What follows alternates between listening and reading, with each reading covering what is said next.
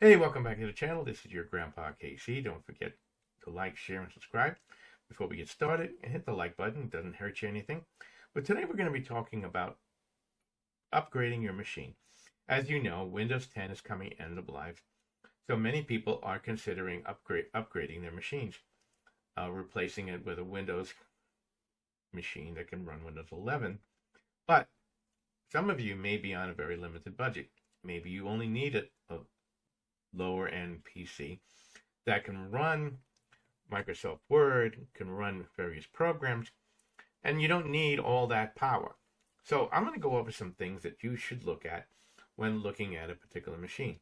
The first thing is you want to make sure that the machine is minimally an Intel 5, preferably an Intel 7.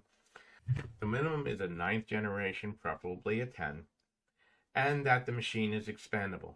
What I mean by expandable, this particular machine happens to come with 512 of hard drive space on an NVMe RAM. That's a chip that's underneath here. Now, expandable, of course, if you're going to be storing a lot of data on your PC, you want a PC that has another hard drive slot that you can plug into and increase the memory. In this particular model, as you can see, this particular model allows me to add another hard drive right here and increase it from 1, 2, 3, 4, 5, 6 terabytes of hard drive space. The other thing, you want to buy a machine when you're upgrading to a minimum of 8 gigabytes in RAM. But I would always recommend that anybody upgrading their PC or any PC that you buy should buy with 16 gigabytes of RAM. All this will increase the speed and performance of the machine. And the other thing you might want to look at, in this particular model here, the RAM chip is located right underneath here. And as you can see, there's another slot here where I could expand. This particular machine happened to come with 16 gigabytes out the gate. But I could add another 8, 4, whatever, if I needed more RAM. The more RAM increases the speed of the machine up to 16 gigabytes of RAM. After that, most of the RAM will not be anything over 16 gigabytes of RAM is not used by the machine unless you have specific software or gaming software that runs and needs this extra space. The other things that you want to look at when you're buying any PC or USB-C is the outputs. This particular machine has 4 USB, 2 of them are USB 3.0, 2 of them are USB 2.0, and it has 2 display ports. And that's one of the things you're going to need to consider. This particular machine connects to the internet either by hardwired, but it also has built-in Wi-Fi. So these are some of the things that you want to be able to consider, because if this particular machine that you're buying has a display port out and your monitor is HDMI in, you're going to need an adapter to work with it. So these are things you need to be considering.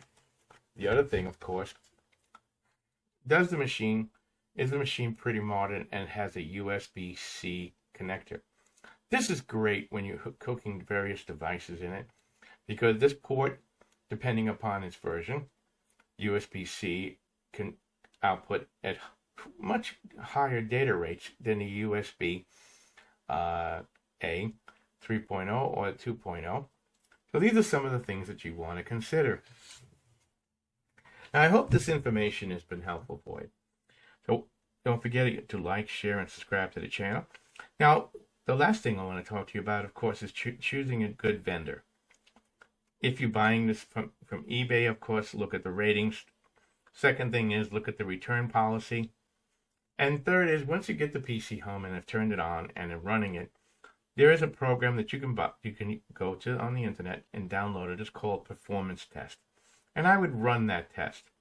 That'll show you if there's any components that are starting to fail, such as if the hard drive is failing, it's going to have a lot of error rates when you're doing the hard drive test. If your RAM is having a lot of is failing, it'll show you these things. And the other thing, of course, if you are buying a used or refurbished PC, make sure that you buy the extended warranty. I always buy a 2-year extended warranty with all my used equipment that I buy, mainly because you never know when it's going to fail. And this way I know that if something goes wrong with it, I can have it easily repaired at a low cost. Again, I hope all this information has been helpful for you. I'll leave the link for the performance test in the description.